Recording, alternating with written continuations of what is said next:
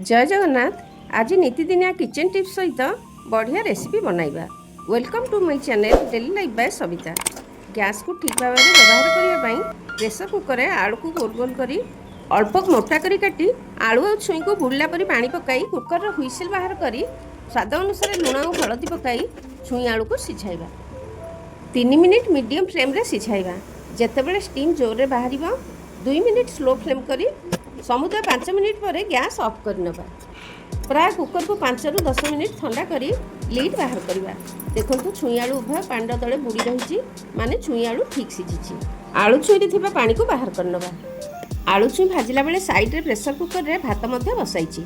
4टा हुइसिल हैला पर गैस बंद कर दबा। गैस ऑन करी तावा रे 2 टेबलस्पून तेल पकाई सिझिथिबा आलू छुई को पकाई दुई पट साइड गोल्डन हैला पर्यंत भाजिबा। मोर अनुरोध मो वीडियो देखंतु। प्लीज सब्सक्राइब लाइक शेयर करी बेल आइकन प्रेस कर नेबे। थैंक्स। यही भाजिबा समय प्रथम मीडियम फ्लेम रे भल भाव में आलू छुई गरम हो गला पर स्लो फ्लेम कर नबा। स्लो फ्लेम रे आलू छुई को भाजिबा। आलू छुई मझे जगह करी 1 टीस्पून तेल 1 टीस्पून जीरा पकाई यह फुटी आसला बेलू कंचा लंका काटी पकाइबा। फाइन चॉप करथिबा गोटे टमाटो पकाई आवश्यकता अनुसार लुण 1/4 टीस्पून हळदी गुंड 1 टीस्पून जीरा पाउडर पकाई भाजिबा। टमाटो भाजी आसले छुई आलू रे भल भाव में यह मिसाई नबा।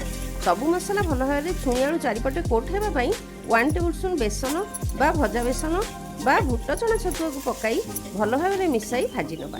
प्रस्तुत हो गला बहुत टेस्टी छुई आलू भजा। बनाई देखिबे केते बढ़िया स्वाद।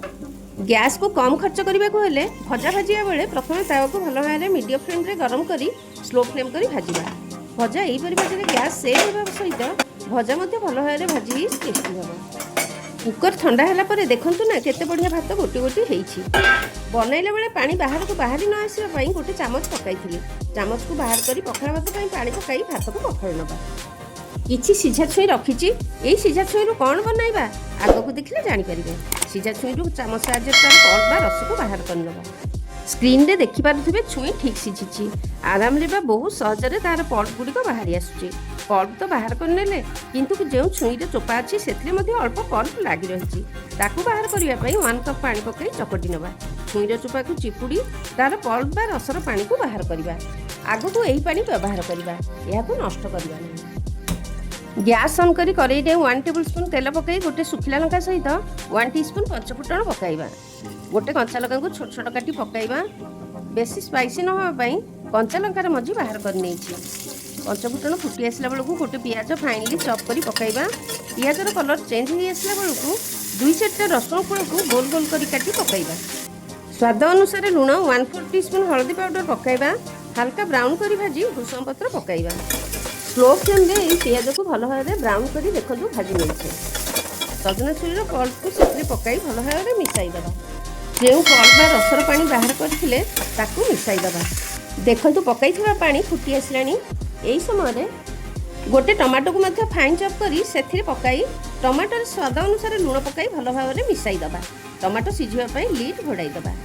सबुबेले मने रखिथिबे एही रेसिपी बनाइला बेले स्लो फ्लेम करी बनाइबे न हेले यार तल पोर्शन पोड़ी दिबो। 1 मिनिट पर टमाटो सॉफ्ट हो जाइछि। पुणी 1 मिनिट याको भाजिबा। प्रस्तुत हो गला सजना छुई रे भर्ता। पखाळ भात बाढ़ी फाड़े लेंबू कंचा लंका सजाई गोटे प्लेट रे दही गिना सजना छुई रे भर्ता सजना छुई आलू भजा बाढ़ीबा। स्वाद अनुसार लुण भात ऊपर पकाइबा। देखि पारुथिबे ओडिया पखाळ कंसा। ओडिया मानकर सबुठारु प्रिय खाद्य। जे कोनोसी पखाळ सह एई रेसिपी गुडी को भल लागे। गरम भात रे मध्ये खाइ परिबे। आगरू कलरा भजा भाजी रखी यार रेसिपी पर पोस्ट करी। कलरा भजा सहित पखाळ बाढ़ीबा। थरे बनाई खातु आउ आपन को मो रेसिपी गुडी को किपरि लागिला कमेंट्स रे निजर मतामत जणाइबे।